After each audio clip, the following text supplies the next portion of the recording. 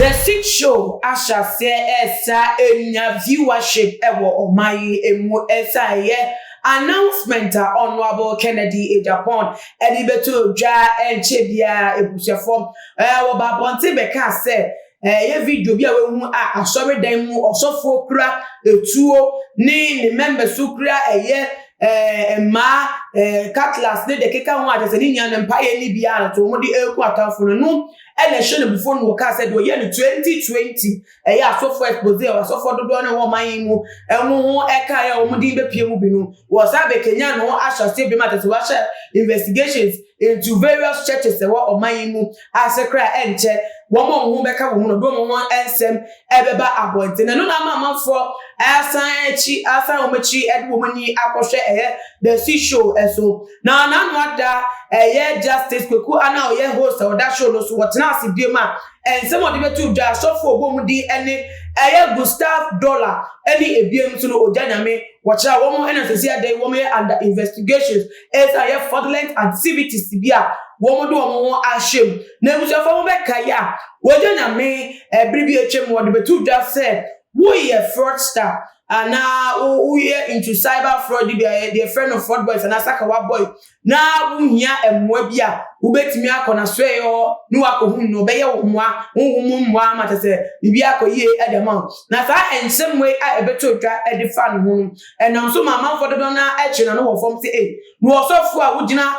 ho edema nyankopon anase onya wugina nyankopon na emu na tese wo kasa asem we a na akwa etse de wa kasa wada wo bi se wonya nyame nipa ene nyankopon ne for bi san say na miasem kra trend say esum ene han eni choke bia enti e ba na sen ene wo so for say nka wo preach against thieves any ebiemu so no kono sema fraud boys yi wo mo edom na tese wo sa ka chom so mo mra nche de akwanche na tese wo fo abone so nyankopon so bi enim ne fitete onfo abone so epen nenti na tese no nenti we a fake man of God na ngofo keka kasa no enam so ema former Sakawa king ebiem so Okot king and di ede one God eba abonti beka so odanyame bo fi nyame baku se woni nyame ni tweke bia na tese fraud ya no de no asoshe manu nti no wo bu amanfo ene tese bukata wo yenti no be fraud bo sense oni so wo so wo skapa anti bukata ibia and no best one fire and you now this time 72 then so ye studio haya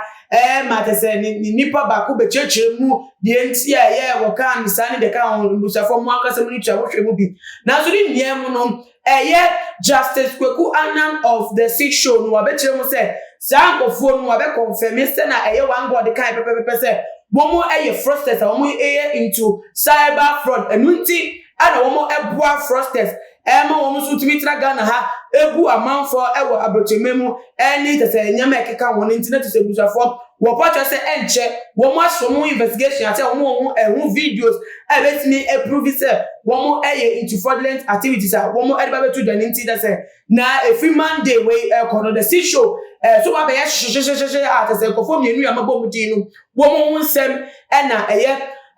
justice kweku anan wode eba betu dan ebusafo yengotie say na wosifa ede nsem no etu dan ne eba biema ye wechire bia no masan ede asomu de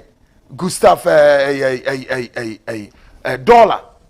we are fake but we just saw them we are fraudster we internet we di internet so agro and ejanyame munna mo ye fraudsters and amoto na mo ye nioma ensese mo ye den moye sa friends expose na ye be nyame adom nyankopon ya adom next week no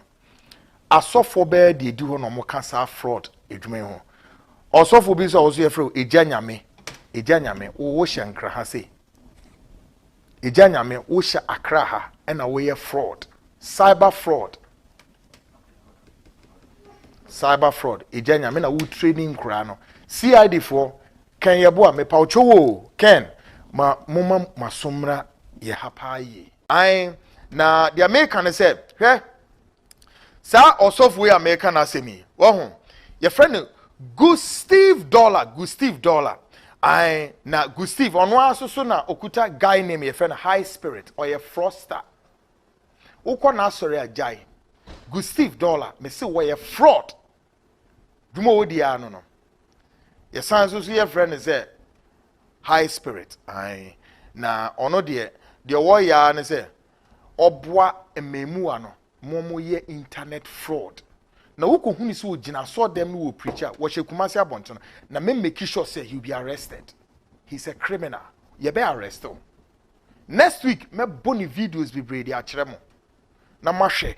kwan of us wo fraud nkrofo enti Steve Dollar baby a wo hye bia gina yie and you wadwene say obeto wire mu ana kwaye mu o gina yie boni amudi no edoso na ese omaye paifa ho di ma na ebusa for mo amosempa makotie ensema eye Justice Kweku Anan owoka e de efra ekofo mienu na mebom din no etena so bi miam no amanfo ekeka se sa CID dira wo bo emu se wono nso emenani embra show no so na tese de keka wono wo mo kira ehu hia se wo ma hu se nipa bi e hye suma si di suma sudwa e di boni bi organ ha no mo three form evidence enkonkoma CID mani tuwa na mo no ka kire se won bra emeta TV echi no he na tu ansa do nya na djuma ye wo hode ya na tese agrobi na ye Justice Anan na ebiem so ne boss Honorable Kennedy Japan wo mo edi e wo mo fidie no so because mo ye oman emma enti ese se wotina wo man na wo hwese oman no embo a wo su wo mu binti wo mu su wo mu di bone na wo be pente wo di eye case na koto CID fo ni to mo ndane ensa se nye hwehwemu na wo be kata wo betra wo studio akeka won sem kwa de na tese enkosi agabia ntbi fafa so de bia emre wo man no na ebi so keka se wo ma kasa fiti last year 2020 womo ka so for sem ka so for wasem ko si infa womo mbo mu di nyam da so adwuma nti na tese se womo kaka nya no enfa so enwi so nti be ya womo putting more action into what they want to happen in the nation than say womo ede adwumadi no ya the shisho no aye nkomo ne kasa kasa bebe but ni nyam abusuafo ensam de Ghana ha ebi wo ha o ebi franto mamwa tese ti emiesu ankyere wa wo de onim se unam ha kwa unam mamu fan atese bibi enim enkofo yanyama wosuma se na yereni akosi se ye the show ye suppose expose yi anase video si ebeba ni enso de enu bi se na course ewo mu na enso tibi esi gira ye wo na se na ego ide na tese Honorable Kennedy Japan keka no biem no so de okeka no sa dia na busofo amanfo mo beka de due me due kese pa ene de mo eri wo bi hwenu ba se be fi aba no nya ne asem nti busofo de abeto da no ena me de abeso mo nti meja ediesi ase no wo a wo hye ye wadwentre efa ho enesen bomodi ane fa so me e wo to my GH your comment section ho na share video way on all the social media platforms bomodi a follow to my GH for Instagram Twitter so @2mygh_